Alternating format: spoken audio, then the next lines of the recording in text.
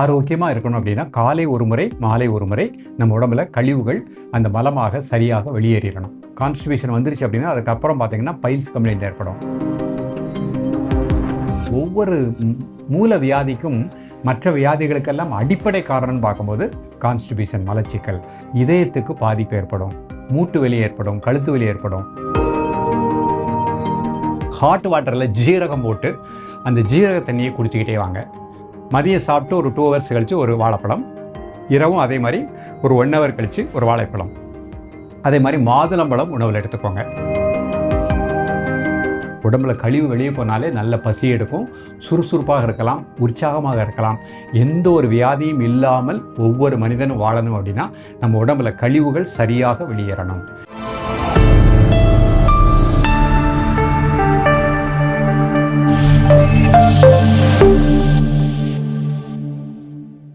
ஓம் குருவழியே ஆதி ஆதி, ஓம் குருமொழியே வேதம் வேதம், ஓம் குருவழியே தீபம் தீபம், ஓம் குருபதமே காப்போ காப்போ. காஸ்மோ ஹெல்த் நேயர்கள் அனைவருக்கும் கிருஷ்ணன் பாலாஜியின் பணிவான வணக்கம். நேயர்களே, ஆசனம் செய்வோம், ஆரோக்கியமாய் வாழ்வோம். இன்றைக்கு நம்ம பார்க்கக்கூடியது மலச்சிக்கல். இந்த கான்ஸ்டிபேஷன் ப்ராப்ளம் நிறைய நபர்களுக்கு இருக்கின்றது. ஒரு மனிதனுடைய உடல் ஆரோக்கியமும் உள் அமைதியும் அவனுடைய மலச்சிக்கலை பொறுத்து தான் அமைகின்றது. நாள் 2 அப்படிங்கிறது நமது சித்தர்களுடைய கணிப்பு. ஆரோக்கியமாக இருக்கணும் அப்படின்னா காலை ஒரு முறை மாலை ஒரு முறை நம்ம உடம்புல கழிவுகள் அந்த மலமாக சரியாக வெளியேறிடணும். இப்போ இன்றைக்கு இதுக்கு என்ன பலவிதமான காரணங்கள்? மனதில் சிக்கல், அதாவது மனதில் அழுத்தம், டென்ஷன், டிப்ரெஷன் ஏற்படும் பொழுதும் மலச்சிக்கல் ஏற்படும். நாம் எடுக்கக்கூடிய உணவு முறை, ஒவ்வாத உணவுகள் எடுக்கும் பொழுது அது ஜீரணமாகாமல் மலச்சிக்கல் ஏற்படுகின்றது. பசிக்கும் பொழுது பசி அறிந்து சாப்பிடணும். நம்ம சாப்பிடக்கூடிய டயத்தை மாற்றிக்கிட்டே இருக்கிறோம், அதனாலையும் நமக்கு கான்ஸ்டிபேஷன் ப்ராப்ளம் வரும். எந்த ஒரு உடற்பயிற்சியும் பண்ணலை, எந்த ஒரு யோகாசனங்களும் பண்ணலை, முதிரைகளும் பண்ணலை. அப்போ அந்த மாதிரி நிலையில் இருக்கும் பொழுதும் கான்ஸ்டிபேஷன் ப்ராப்ளம் ஏற்படும். அப்போ அதற்கு அடுத்த நிலை என்ன ஆகும்? கான்ஸ்டிபேஷன் வந்துருச்சு அப்படின்னா அதுக்கப்புறம் பார்த்தீங்கன்னா பைல்ஸ் கம்ப்ளைண்ட் ஏற்படும். அப்புறம் இந்த தசவாயுக்களில் மாறுபாடுகள், அபான வாயு கரெக்டாக வெளியே போகலை அப்படின்னா அது மற்ற காற்றோடு கலக்கும் பொழுது இதயத்துக்கு பாதிப்பு ஏற்படும், மூட்டு வலி ஏற்படும், கழுத்து வலி ஏற்படும், அல்சர் வரும். இந்த மாதிரி ஒவ்வொன்றாக ஒவ்வொரு மூல வியாதிக்கும் மற்ற வியாதிகளுக்கெல்லாம் அடிப்படை காரணம்னு பார்க்கும்போது கான்ஸ்டிபேஷன் மலச்சிக்கல். அப்போ நம்ம மலச்சிக்கல் வராமல் வாழணும் அப்படின்னா உணவில் ஒரு ஒழுக்கம், இன்றைக்கு நம்ம பயில போகின்ற இந்த முத்திரைகள், யோகாசனங்கள், இதை தினமுமே ப்ராக்டிஸ் பண்ணிகிட்டே வாங்க. பசிக்கும் பொழுது பசியிருந்து சாப்பிடக்கூடிய பழக்கத்தை ஏற்படுத்திக் கொள்ளுங்கள். நிச்சயமாக நம்ம மலச்சிக்கல்லேருந்து ஒரு முற்றுப்புள்ளி வைத்து விடலாம். இப்போ நம்ம அந்த மலச்சிக்கல் வராமல் வாழ்வதற்குரிய முத்திரைகள் என்ன அப்படிங்கிறத பார்ப்போம். முதல் முத்திரை நம்ம பார்க்கக்கூடியது அபான முத்திரை அப்படிங்கிற முத்திரை பார்க்க போகிறோம். இந்த முத்திரையை காலையில், மதியம், மாலை 3 வேளையும் சாப்பிடுவதற்கு முன்பாக 2 நிமிடங்கள் பயிற்சி பண்ணாலே போகிறோம். ரொம்ப கான்ஸ்டிபேஷன் ப்ராப்ளம் உள்ளவங்க 5 மினிட்ஸ் பண்ணுங்கள். இப்போ முத்திரை பார்ப்போம். நிமிர்ந்து உட்காந்துக்கணும். முதல்ல கை இந்த மாதிரி வச்சுக்கோங்க.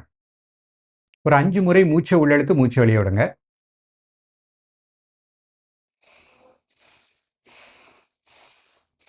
அந்த மூச்சு உள்ளே இழுக்கும்போது வயிறு வெளியே வந்துடணும், மூச்சு வெளியே விடும்போது வயிறு உள்ளே போய்க்கிடணும். இப்போ இந்த முத்திரைக்கு வருவோம். நடுவிரல், மோதிர விரல் அதனோட மையத்தில் பெருவிரல் வச்சுக்கோங்க. இது அபான முத்திரை. நீங்கள் கை முட்டியில் வச்சுக்கலாம். முத்திரை பண்ணதுக்கப்புறம் 3 முறை மூச்சை உள்ளெழுத்து வெளியே விடுங்க.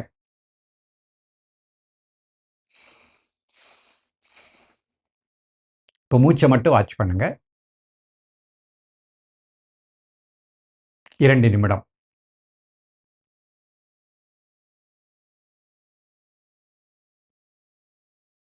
இரண்டு நிமிடம் முடிஞ்ச உடனே ஒரு 3 முறை மூச்சை உள்ளெழுத்து வெளியே விடுங்க.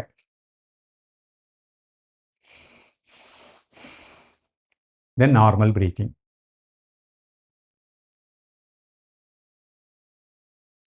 ரிலாக்ஸ் பண்ணிக்கோங்க.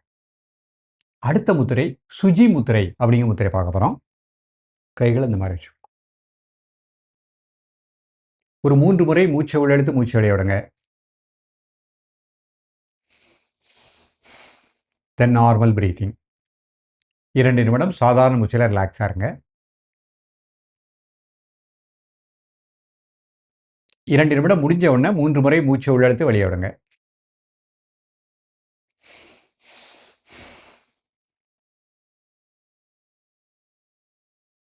ரிலாக்ஸ் பண்ணிக்கோ. அடுத்த முத்திரை விடுதலை முத்திரை அப்படிங்கிறத பார்க்க போகிறோம். கை இந்த மாதிரி வச்சு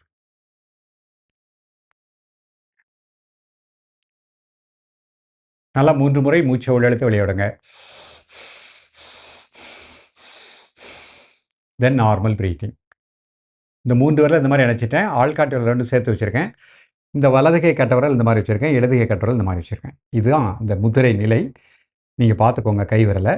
நீங்கள் இதை கரெக்டாக புரிஞ்சுக்கிட்டீங்கன்னா கை அப்படி மேல் நோக்கி வச்சுக்கோங்க. 2 நிமிடம். 2 நிமிடம் முடிஞ்ச உடனே தென் நார்மல் பிரீத்திங். இந்த விடுதலை முத்திரை மீண்டும் ஒன்று பண்ணி காமிக்கிறேன். இந்த 3 விரலை அப்படி சேர்த்துக்கோங்க. ஆள்காட்டு விரலை இப்படி சேர்த்துக்கோங்க. இந்த இடது கை பெருவிரல் இப்படி வச்சுக்கோங்க. அதுக்கு மேலே இந்த வலது கை கட்டை விரலை வச்சுக்கோங்க. இதுதான் இந்த முதிரை நிலை. இது கரெக்டாக நீங்கள் புரிஞ்சதுக்கப்புறம் மெதுவாக கையை அப்படி மேலே லைட்டாக அப்படி தூக்கி வச்சுக்கோங்க. 2 நிமிடம் சாதாரண மூச்சில் ரிலாக்ஸாக.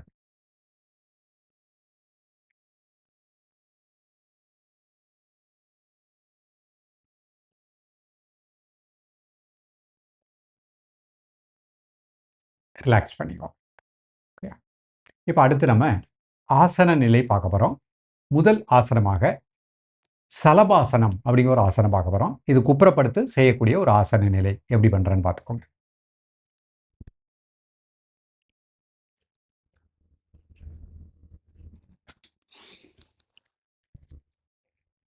ரெண்டு கை சைடில் வச்சுக்கோங்க.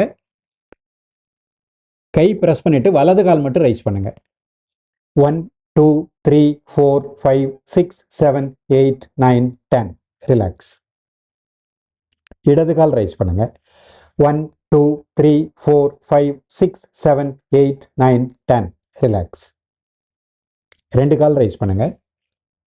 1 2 3 4 5 6 7 8 9 10. ரிலாக்ஸ். ரெண்டு கால் தலையும் 1 2 3 4 5 6 7 8 9 10. ரிலாக்ஸ். இந்த மாதிரி 2 முறை பண்ணிக்கணும்.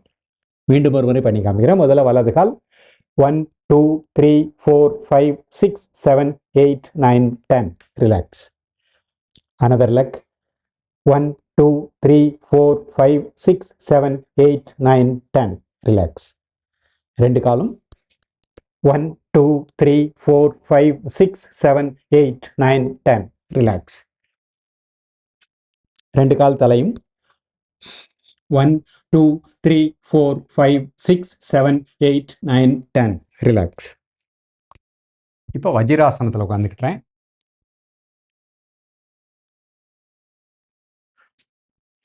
வஜ்ராசனம் உட்காந்து நல்லா மூச்சை உள்ளெழுத்து மூச்சு வெளியிடுங்க.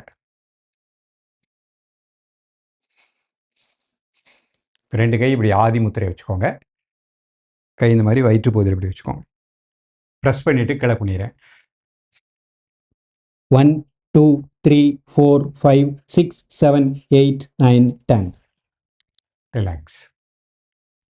இன்னொரு தடவை ஆதி முத்திரை வயிற்று பகுதியில் வச்சுக்கோங்க. ப்ரெஸ் பண்ணிவிட்டு 1 2 3 4 5 6 7 8 9 10. ரிலாக்ஸ்.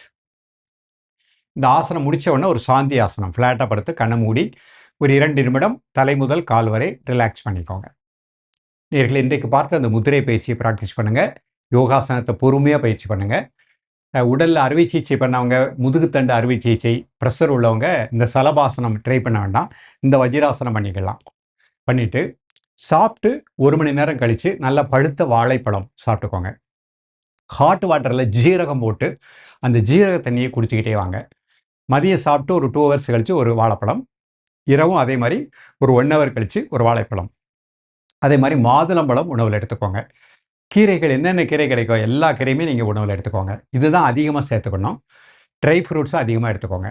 எடுத்துக்கொண்டு நம்ம ஒரு நேரம் சிறுதானிய உணவாக எடுத்துக்கோங்க. எடுத்துக்கொண்டு எண்ணெய் பண்டங்கள் எல்லாம் அவாய்ட் பண்ணிக்கோங்க. அவாய்ட் பண்ணிவிட்டு இன்றைக்கு கற்றுக் கொடுத்த அந்த பயிற்சியை அழகாக ப்ராக்டிஸ் பண்ணிகிட்டே வாங்க. காலை எழக்கூடிய நேரம் 4லேருந்து 5 மணிக்குள்ளே எழுந்துருங்க. காலை எழுந்த உடனே பல் விளக்கிட்டு காலை கடன்கள் வருதோ வரலையே நீங்கள் காலை கடன்கள் முடிச்சிருங்க. தொடர்ந்து இந்த பயிற்சி பண்ணிகிட்டே வாங்க. 48 நாட்கள் விடாமல் பண்ணுங்கள். உங்கள் உடம்புல மலக்குடல் இளகும் தன்மை ஏற்படும். ஜீரண மண்டலம் நன்றாக இயங்கும். கரெக்டாக காலை ஒரு முறை, மாலை ஒரு முறை மோஷன் கரெக்டாக வெளியே போயிடும். உடம்புல கழிவு வெளியே போனாலே நல்ல பசி எடுக்கும். சுறுசுறுப்பாக இருக்கலாம், உற்சாகமாக இருக்கலாம். எந்த ஒரு வியாதியும் இல்லாமல் ஒவ்வொரு மனிதனும் வாழணும் அப்படின்னா நம்ம உடம்புல கழிவுகள் சரியாக வெளியேறணும். அதற்குரிய பயிற்சிகளை தான் கொடுத்துருக்கோம். நம்பிக்கையோடு ப்ராக்டிஸ் பண்ணுங்கள். நிச்சயமாக நல்ல ஒரு ரிசல்ட் உங்களுக்கு கிடைக்கும். தொடர்ந்து பயிலுங்கள். மீண்டும் சந்திப்போம். நன்றி, வணக்கம்.